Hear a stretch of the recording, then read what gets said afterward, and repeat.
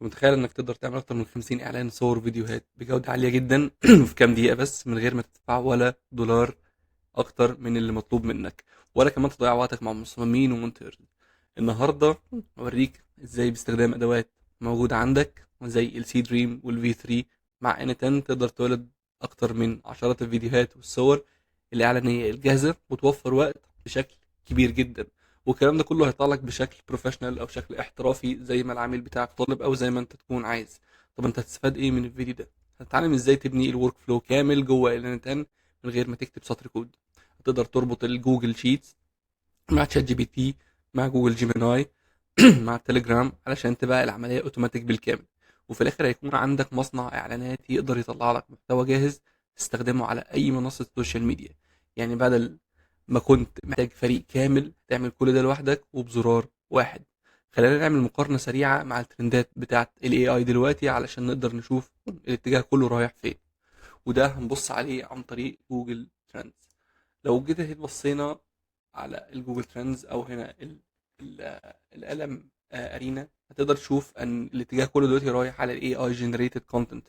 وكل الشركات الكبيره بقت بتعتمد على ادوات زي جيميناي وزي ران واي وزي ميد جورني.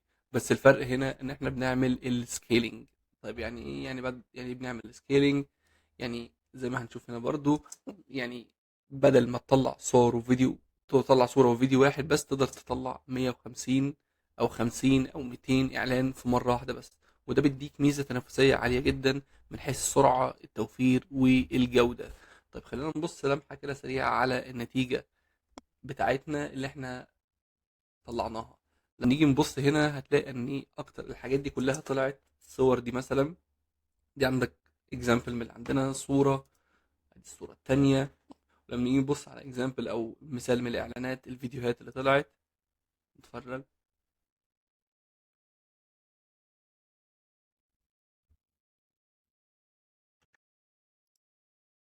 مثال، ده مثال.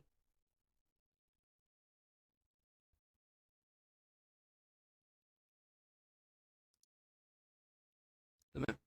زي ما احنا هنا شفنا ازاي الحاجات دي كلها اتعملت اوتوماتيك في اقل من 5 دقايق. يعني اي حد يقدر ياخد الورك فلو ده ويستخدمه في شغله او حتى يعمل بيه خدمة يبيعها للناس. طيب نسأل السؤال المهم احنا ليه بنستخدم الان 10؟ لو جينا بصينا على الشارت هنا بتاعتنا نقدر هتجاوبنا على كل حاجه. هنعرف ان احنا بنستخدم الان 10 مش عشان بس هو ترندي دلوقتي، لكن هو كمان اوبن سورس ومتاح اي حد يستخدمه، وبيخليك توصل كل الادوات ببعض من غير اي برمجه. وكمان تقدر تشغله على السيرفر خاص بيك او اونلاين. ده بمعنى تاني هو الاداة المثاليه لو عايز تتحكم في شغلك وتعمل اوتوميشن ذكي من غير ما تدفع اشتراكات غاليه. زي ما احنا هنا شايفين الترند بتاعه هو اعلى واحد مقارنه بالمنافسين بتوعه زي ميك دوت كوم او زابير. هنلاقي ان ان ات ان هو المكتسح بقوه في العالم كله.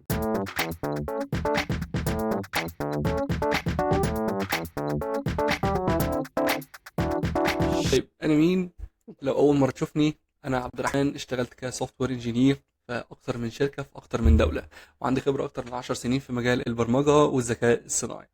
اشتغلت لسنين طويله ودلوقتي بقى عندي البيزنس الخاص بيا، وعندي كلاينت من اكتر من دوله في العالم.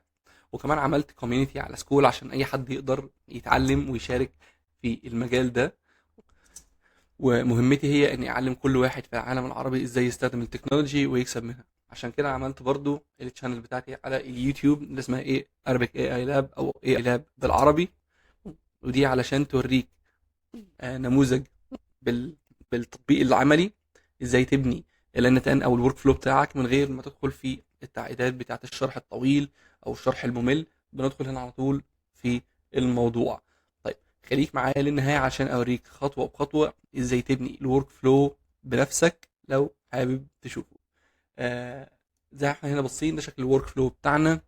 لو عايز تختصر وتاخد الورك فلو ده جاهز كوبي اند بيست هتلاقيه موجود في السكول كوميونتي. هنا لو دخلت الكلاس روم ودخلت هنا هتلاقي في الكلاس روم بتاعنا هتلاقي كل الفيديوهات بتاعتنا جوه الاوتوميشن كورس.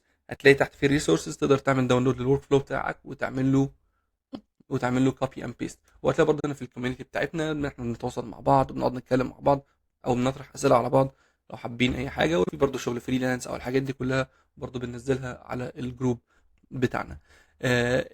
هتلاقي كل الورك فلوز بتاعتي كلها هتلاقيها موجوده على الكوميونتي هنا.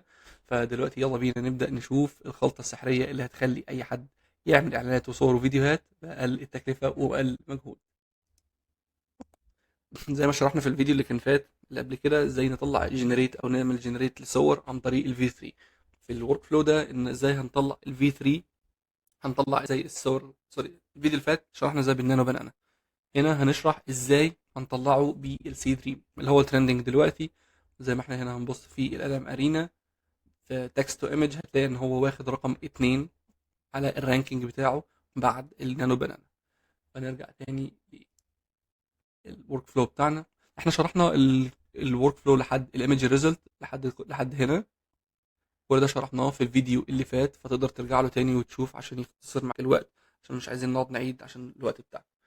بس ده هديكم نبذه سريعه عنه، ان احنا بنستخدم التليجرام شات بوت اللي هو اسمه بوت فاذر عشان نقدر ناخد الداتا من اليوزر اللي هو الصوره بتاعته بتاعت المنتج وهو عايز يعمل ايه بالظبط بيها. وبعد كده بنجهز الصوره دي كلها، بنطلع الداتا التكست بتاعنا اللي هو الجمله اللي اليوزر بعتها او المستخدم بعتها، والصوره بنعمل لها تحليل. وبعد كده بنبعت لليوزر رساله برضو على التليجرام بنقول اه خلاص احنا شفنا الرساله وهنبدا دلوقتي نشتغل في الشغل بتاعك. بعد كده بنروح نعمل ابديت للرو بتاعنا اللي هو هنا الجوجل شيت. برضو شرحته في الفيديو اللي فات ازاي تقدر تطلع جوجل شيت زي ده من غير ما تكتب اي حاجه. كل ده هتلاقيه على الشات جي بي تي. في انا عامل اديتور او عامل جي بي تي اسمه اي اي لاب عربي اديتور. ده ياخد لك الداتا بتاعتك وهيرجع لك البيانات اللي انت هتكون عايزها اللي هتكون نفس الشكل ده، طبعا من غير ايمج يو ار ال ومن غير الفيديو. كل الكلام ده هتلاقيه في الفيديو اللي فات شرحه بالتفصيل. طيب هتلاقي الكلام ده كله فين؟ لو دخلت على اليوتيوب شانل عملت فيو هتلاقي هنا تحت في الجي بي تي اديتور هتقدر تعمله داونلود. هو ببلاش، ما بياخدش منك اي معلومات يبعتها لي ولا اي حاجه، ولا بياخد منك وقت. هو كله بتعمله داونلود بينزل على شات جي بي تي بتاعك. طب ندخل على الخطوه اللي بعد كده، بنعمل الكلام ده كله بنجيت الرو ان احنا عايزين نرجع الداتا اللي احنا عايزين نعملها كريت اللي واخده الستاتس كريت. وبعد كده بنعمل جنريت للبرومبت بتاع الصوره نفسها اللي انت شفتها، بتاع صوره مثلا زي دي. هو بيعمل جنريت للبرومبت بتاعها. بعد كده بيروح على هنا. احنا هنا اللي غيرنا بقى، غيرنا للسي دريم.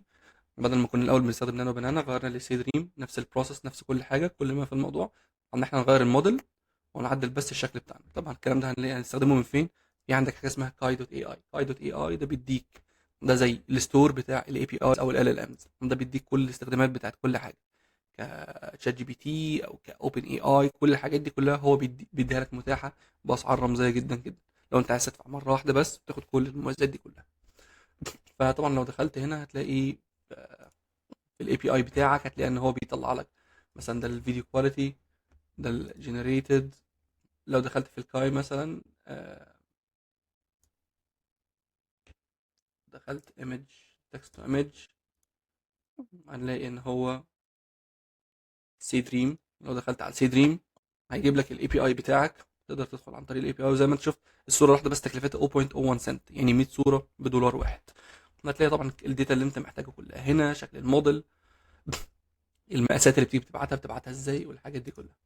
بعد كده بتبعت الداتا بتاعتك الايمج يو ار ال، الصوره اللي اليوزر اصلا اوريدي بعتها مع الديتا مع البرومبت اللي هو خده من جوجل شيتس مع المقاسات بتاع الصوره، بيبعتها على سيدريم او على كاي. بنعمل ويتنج 5 minutes. بعد كده بنرجع الصوره، بعد كده بنتشيك الصوره خلصت ولا لا. طب لو الصوره خلصت بناخد الصور دي كلها بنخزنها في الجوجل درايف. كل الحاجات دي اتشرحت في الفيديو اللي فات، تقدر ترجع له لو عايزها بالتفصيل. وبعد كده خلاص عملنا سيف وعملنا سند مسج لليوزر ان الصوره جاهزه. هنا ده بقى ده الجزء الجديد. احنا هنا بنبعت لليوزر او بتبعت لنفسك ايا كان مين، بتبعت له سؤال بتقول له الصور جاهزه، ممكن تبص عليها وتعمل ابروف او ديكلاين، توافق او ترفضها. بناء على لو انت وافقت هنبدا نشتغل في الفيديوهات، لو انت رفضت مش هنشتغل فيها. طب لو انت وافقت بتدخل انت هنا عندك على الجوجل شيتس، بتبص على الايمج يو ار ال، بتفتح كل صوره، بتبص دي الصور مناسبه، كله تمام، ده اللي انت عايزه. بتتاكد من البرومبت ده، البرومبت اللي انت محتاجه ان هو يعمل انيميشن ليها او يعمل ليها حركه معينه في الفيديو. بعد ما انت بتتاكد بتعمل التاجل ده او بتعمل الدروب داون ليست دي، نعملها للكرييت. هو بعد كده وانس ان انت عملت ابروفل من تليجرام، بعت ان انت، هو بعت لك مسج وفيها زرارين، ابروف او ديكلاين، توافق يا ترفض. وانس ان انت عملت خلاص انا وافقت، ده بيبدا يكمل الشغل بتاع الفلو بتاعه. هنا بيتاكد خلاص، بنعمل اف كونديشن ان انت خلاص خدت الداتا بتاعتك، ان انت ابروفد. وانس ان انت ابروفد، بتروح تجت الداتا من تاني من الجوجل شيتس وترجع لي هنا ساعتها اللي هو الفيديو بتاعه كرييت. لو انت خلاص رجعت لي الداتا بتاعت كرييت، لو انا مثلا عندي هنا 3 داتا، انا عايز اعمل فيديو واحد بس من الثلاثه دول هو اللي يتعمل له كرييت، فهو خلاص هو بيختار الكرييت ده، فهيرجع لي داتا واحده بس. في المفروض الاوتبوت بتاعه بيرجع لي داتا واحده بس عشان انا عامل هنا الكونديشن كرييت. آه وزي ما احنا برضه عاملين مختارين الليست بتاعنا عاملين جوجل شيتس اكونت جيت رو، الادز بتاعتنا الاي اي ادز جنريشن، ايمج جنريشن، والشيت 1 عشان يقدر يريد الكلام ده كله. كل الحاجات دي كلها هتلاقيها هنا في الجوجل شيتس في الجيت رو ان شيت. لو دي فتحتها، دي اللي هتجيب لك الاتريبيوت النود اللي احنا مستخدمينها دي. تاني حاجه هنخش على برضه البطل بتاعنا اللي هو كاي دوت اي اي، ده عشان يعمل لنا جنريشن للفيديو نفسه عن طريق الفي 3. الفي 3 احنا عندنا حاجتين، في حاجه اسمها الفي 3 العاديه اللي هو النورمال اللي احنا بتاعنا، وفي في 3 فاست. الفي 3 فاست هو الريكومندد او هو اللي بننصح بيه علشان هو ده ارخص واحد. التكلفه بتاعت الفيديو الواحد حوالي 40 سنت، اللي هو 25% من ثمن الفيديو الاساسي تقريبا. وبياخد برضو الكواليتي، برضو بتبقى كواليتي كويسه تقدر تستخدمها زي ما انتوا شفتوا في الديمو اللي وريته لكم في الاول. فتقدر تعتمد على الكواليتي دي، بس عشان هو هيوفر معاك، بالاخص لو انت بتعمل بالك او لو انت بتعمل فيديو طويل انت محتاج اكتر من شوت. لو محتاج فيديو طويل مثلا 80 ثانيه، فانت محتاج 10 فيديوهات. فالكلام ده كله هيوفر معاك جدا لو انت عملت اللي هو الفي 3 فاست. طبعا هتلاقي هنا برضو في الدوكيومنتيشن بتاعتك هتلاقي كل حاجه انت محتاجها، الديتيلز بتاعتك، اليو ار ال اللي انت محتاجه، الحاجات اللي هي ريكوايرد والحاجات اللي مش ريكوايرد، وتبعت ازاي وتستقبل ازاي، ده الجت. لو انت هنا هتلاقي بوست، الحاجات اللي انت لازم تبعته، يا اما عندك في 3 كواليتي يا اما في 3 فاست، ده اللي احنا بنقول عليه. وفي عندك التاسك من تكست فيديو، الاسبكت ريشيو اللي انت تبعتها، كل الحاجات دي كلها هتلاقيها هنا في البيج. المهم نرجع تاني، بعد ما انت بتعمل الكلام ده كله، بعد ما احنا خلاص عملنا جيت للداتا، بناخد البرومبت بتاعنا من البرومبت اللي هنا اللي هو الفيديو برومبت، الكلام ده كله دراج اند دروب، بننيم الموديل في 3 فاست، الاسبكت ريشيو بتاعنا زي اللي احنا عاملين له سيف هنا اللي هو 9 to 16 اللي هو بتاع التليفون نفسه، اللي هو بالطول زي التيك توك والانستجرام ويوتيوب ريلز وبس. وبعد كده بندي له ايمج يو ار ال اللي هو الصوره اللي احنا اوريدي عملنا لها جنريشن، ودي برده كانت موجوده في جوجل شيتس ان احنا عملنا لها سيف بعد ما عملنا لها جنريشن. فهو بياخد برده الايمج يو ار ال دي كلها بيبعتها عشان هيحولها من صوره الى فيديو. طيب وبعد كده بنخش على الخطوه اللي بعدها، ان احنا بنويت حوالي برده 5 دقايق لحد ما يخلص الفيديو. طبعا على الفيديوهات لما بتكتر بتستنى اكتر، او خلي بالك برضه عشان هو بعد ال5 دقايق بيعمل تايم اوت، فتخلي بالك من الحته دي ان انت ما تعملش اكتر في الويتنج النود الواحده، ما تعملش فيها اكتر من 5 دقايق. طب لو انت محتاج تستنى مثلا تلت ساعه او ساعه، تقدر تقدر تعمل كوبي بيست للنود دي كذا مره، تقدر تخليهم يشاوروا، وتقدر تخليهم يقعدوا يشاوروا على بعض عشان يعملوا ويتنج. يعني مثلا هنا كده waiting 5 minutes بعد ما يخلص، وهكذا اللي بعده واللي بعده واللي بعده. بعد ما يخلص الكلام ده كله، بعد ما يخلص الويتنج تايم بتاعه، بنروح على الجيت اللي هو نفس الجيت بتاع انك بتعمل الصوره. كل اللي انت محتاجه بس التاسك اي دي، وده هتلاقيه هيديهولك بعد ما بتعمل رن للفيديو. اول ما بتعمل رن للفيديو في الاوتبوت بتاعك هيكون في حاجه اسمها التاسك اي دي، بتاخدها هتلاقي هنا على الشمال دراج اند دروب، عند الانبوت بتاعك اللي هو بيكون النتيجه اللي جالك من اي نود من قبل كده. بتاخدها دراج اند دروب وبتحطها هنا، كده بتعمل اكسكيوت للستاب. بعد ما تعمل اكسكيوت للستاب ده خلاص بيرجع لك الفيو بتاعك، هتلاقي في الريزلت بتاعتك في الاوتبوت هنا. بعد ما تعمل الريزلت بتاعتك بتعمل ابديت للجوجل شيتس بتاعك. طيب بتعمل ابديت للجوجل شيتس بتاعك، نفس الكلام برضو، بس الاوبريشن هنا هتكون ابديت رو، هيقول لك انهي رو انت بتختار الاندكس بتاعك مثلا، او بتختار انت عايزه عن طريق الاسم، عن طريق الرقم، عن طريق الاي ار ال، وات ايفر ايا كان. انا هنا عامله عن طريق الاندكس عشان الاندكس عندي تقريبا مميز. هو هنا الاندكس مثلا 1 2 3 4 11 12 13 كده، فهو الاندكس ده مش هيتغير يعني. فالمهم بنرجع تاني، بعد كده بقول له عايزك تخلص تعمل لي الفيديو ستيتس بيكون done، وعايزك برضو تعمل لي الفيديو يو ار ال، مش عارف هو اتشال هنا ليه، اللي هو الفيديو نيم. المهم هنا الفيديو نيم في الداتا بتاعتك اللي فاتت بتاخدها وترجعها. هتلاقي هو هنا ده الريزلت بتاعنا، الفيديو ار ال بتعمله دراج اند دروب وتحطه هنا في الفيديو يو ار ال. تمام، وبعد كده خلاص، ده انت كده خلاص خلصت. بتروح بتعمل كونديشنز مثلا اتنين، بتقول له لو هو اجريد مثلا خلاص ان تمام الفيديو خلاص طلع تمام بكل حاجه، بتبعت رساله لليوزر بنفس الشات اي دي وكل حاجه، بتبعت له رساله بتقول له الفيديو بتاعك خلاص جهز، او بتبعت له رساله ديس اجري ان خلاص الفيديو بتاعك الفيديوهات، الصور جاهزه بس الصور الفيديوهات نفسها مش جاهزه. ده لو في حاله ان حصل ايرور او حاجه. طيب احنا هنا لو حصل ايرور او حاجه، هنلاقي ان هو بدل ده مثلا هتلاقي ان فيه اتعمل له تاج على الايرور. فبعد ما بيخلص لو اتعمل، لو انت بتبص على جوجل شيتس بتاعتك هتلاقي ان انت يا اما done يا اما ايرور، يا اما انت لو انت عايز تعمل له سكيب، او لو انت عايز تعمل له ايه كرييت من اول وجديد.